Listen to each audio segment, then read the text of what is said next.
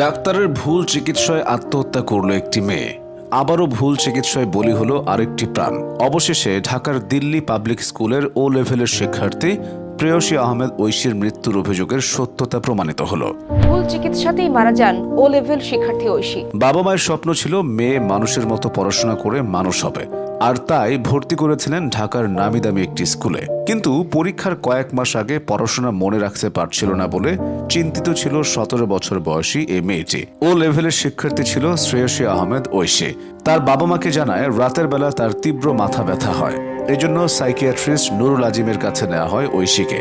বাবা মায়ের আশা ছিল হয়তোবা ভালো চিকিৎসা পেলে সুস্থ হয়ে উঠবে মেয়েটি। কিন্তু স্বনামধন্য এই ডাক্তারের গাফিলতির কারণে ঝরে গেল অকালে একটি প্রাণ। আমাদের দেশে মানসিক স্বাস্থ্যের জন্য এমন কথা করা কিছু ওষুধ তৈরি করা হয়েছে যা কিশোর কিশোরীদের জন্য সম্পূর্ণ নিষিদ্ধ।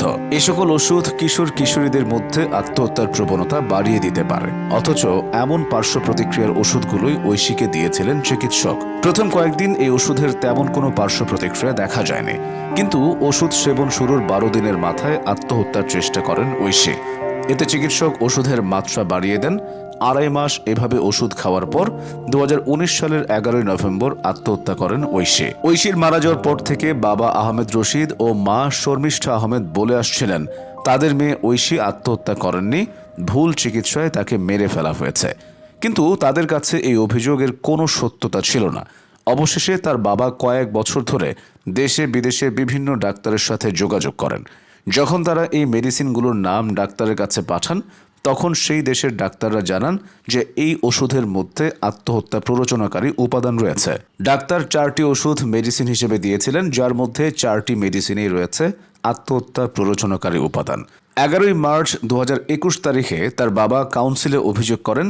কাউন্সিলের তদন্তে প্রমাণিত হয়েছে যে চিকিৎসক নুরুল আজিম অভিজ্ঞ ও জ্যেষ্ঠ বিশেষজ্ঞ হিসেবে পেশাগত দায়িত্ব পালনের ক্ষেত্রে অবহেলা করেছেন। সেখানে মাত্রাতিরিক্ত ওষুধ প্রয়োগে রোগীর মৃত্যু হয়েছে। চিকিৎসক তানজিমা তাজরিন মূলত নুরুল আজিমের তত্ত্বাবধানে কাউন্সিলিংয়ের কাজ করতেন।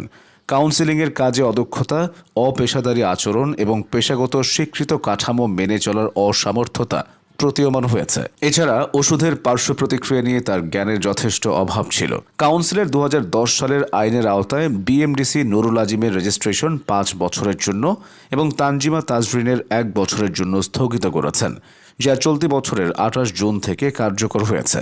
এ সময় চিকিৎসক হিসেবে কোথাও চিকিৎসা সেবা দিতে পারবেন না তারা, এমনকি তারা নিজেদের চিকিৎসক হিসেবেও পরিচয় দিতে পারবেন না। ঐশী আর ফিরে আসবে না, ডাক্তাররা হয়তোবা শাস্তি পেল। কিন্তু ঐশী মারা যাওয়ার পর আমাদের চোখে আঙুল দিয়ে এটা দেখিয়ে দিল যে আমাদের চিকিৎসা ব্যবস্থা এখনও ঠিক কতটা অসম্পূর্ণ, আমাদের চিকিৎসা ব্যবস্থা এখনও ঠিক কতটা ত্রুটিপূর্ণ। আর তাই ডাক্তারের মতো এমন মহান পেশায় আসার সময় এটা মাথায় রাখা উচিত যে একজন ডাক্তার যেমন রোগীকে প্রাণ দিতে পারেন, তেমনি নিতেও পারেন।